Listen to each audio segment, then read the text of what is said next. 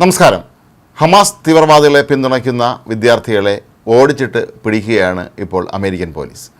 കഴിഞ്ഞ ദിവസം ഒരു ഗവേഷണ വിദ്യാർത്ഥിനിയെ പോലീസ് പിടികൂടിയ ദൃശ്യങ്ങൾ ഇപ്പോൾ സമൂഹ മാധ്യമങ്ങളിലെങ്ങും തന്നെ പ്രചരിക്കുകയാണ്. തുർക്കി സ്വദേശിനിയായ ഒരു ഗവേഷണ വിദ്യാർത്ഥിനിയെയാണ് കഴിഞ്ഞ ദിവസം പോലീസ് പിടികൂടിയത്. മസാച്യുസെറ്റ്സിലെ ടഫ്സ് സർവകലാശാലയിലെ വിദ്യാർത്ഥിനിയായ റുമൈസ ഓസ്റ്റർക്ക് എന്ന 30-കാരിയെയാണ് പോലീസ് പിടികൂടിയത്.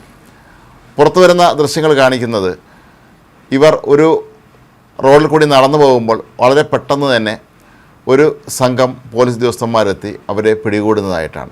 ഏതാണ്ട് 6ഓളം പോലീസ് ഉദ്യോഗസ്ഥന്മാരാണ് മുഖം മറച്ചുകൊണ്ട് അവരുടെ മുന്നിലേക്ക് എത്തുന്നത്. ഇവരെല്ലാവരും തന്നെ ഐഡൻറ്റിറ്റി കാർഡുകൾ കഴുത്തിൽ തൂക്കുകയും ചെയ്തിട്ടുണ്ട്. പോലീസ് സംഘത്തിൽപ്പെട്ട 2 പേരാണ് റുമൈസയുടെ അടുത്തെത്തി അവരെ അറസ്റ്റ് ചെയ്യാൻ ശ്രമിക്കുന്നത്. പെട്ടെന്ന് തന്നെ റുമൈസ നിലവിളിക്കുന്ന ശബ്ദം ഈ ദൃശ്യങ്ങളിൽ നമുക്ക് കേൾക്കാൻ കഴിയും. ഒപ്പം നടന്നു പോകുന്ന ആരോ, നിങ്ങൾ എന്തിനാണ് പോലീസുകാരാണെങ്കിലും മുഖം മൂടി വെച്ചുകൊണ്ട് ഈ സ്ത്രീയെ പിടികൂടാൻ ശ്രമിക്കുന്നതെന്ന് ചോദിക്കുന്നതും കേൾക്കാം.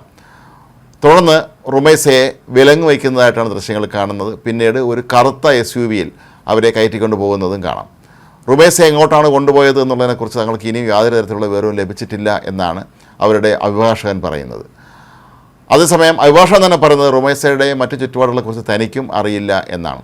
റുമൈസ ഗവേഷണം നടത്തുന്ന ടഫ്സ് സർവകലാശാലയിൽ ഫലസ്തീൻ ജനതയെ അനുകൂലിക്കുന്ന അല്ലെങ്കിൽ ഇസ്രായേലിനെ എതിർക്കുന്ന നിരവധി വിദ്യാർത്ഥികളാണ് ഉള്ളത്. ഈയിടെ കോളേജിലെ ഒരു പ്രസിദ്ധീകരണത്തിൽ എഴുതിയ ലേഖനത്തിൽ റുമൈസ അതിശക്തമായ ഭാഷയിലാണ് ഇസ്രായേലിനെ വിമർശിച്ചത്. ഇസ്രായേലിൽ മുതൽ മുടക്കുന്നതിൽ നിന്ന് ലോകത്തുള്ള എല്ലാ പ്രധാനപ്പെട്ട കമ്പനികളും പിന്മാറണമെന്നൊക്കെ ആ ലേഖനത്തിൽ അവർ ആവശ്യപ്പെട്ടിരുന്നു.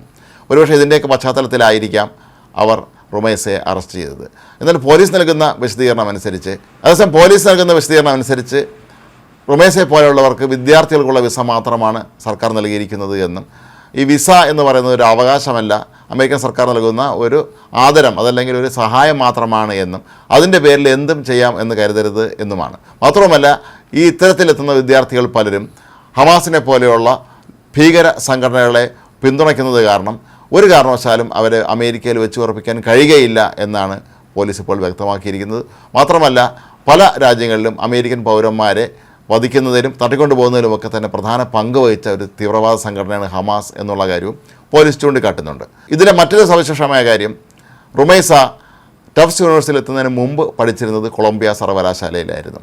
കൊളംബിയ സർവകലാശാല നമുക്കറിയാവുന്നതുപോലെ അവിടുത്തെ നിരവധി വിദ്യാർത്ഥികൾ ഹമാസ് അനുകൂല പ്രകടനം നടത്തിയതിനും ഹമാസ് അനുകൂല പ്രസ്താവന നടത്തുന്നതിനൊക്കെ തന്നെ ഈയിടെ പലപ്പോഴായി നാടുകടത്തപ്പെടുകയോ അറസ്റ്റ് ചെയ്യപ്പെടുകയോ ചെയ്തിട്ടുണ്ട്. അത്തരത്തിലുള്ള ഒരു സാഹചര്യത്തിൽ നിന്ന് വന്ന വിദ്യാർത്ഥിനി കൂടിയാണ് റുമൈസ എന്നുള്ളതും പോലീസിൻ്റെ നോട്ടപ്പുള്ളിയാക്കാൻ ഏറെ കാരണമായി തീർന്നിട്ടുണ്ട്. ഇതിൽ റുമൈസ ഇഫ്താർ പാർട്ടിയിൽ പങ്കെടുക്കുന്നതിന് കൂട്ടുകാരൊപ്പം പോകുന്നതിന് വേണ്ടിയാണ് ഹോസ്റ്റലിൽ നിന്ന് ഇറങ്ങിയത് എന്നാണ് അവരുടെ സുഹൃത്തുക്കളും വക്കീലുമൊക്കെ ഇപ്പോൾ നൽകുന്ന വിശദീകരണം.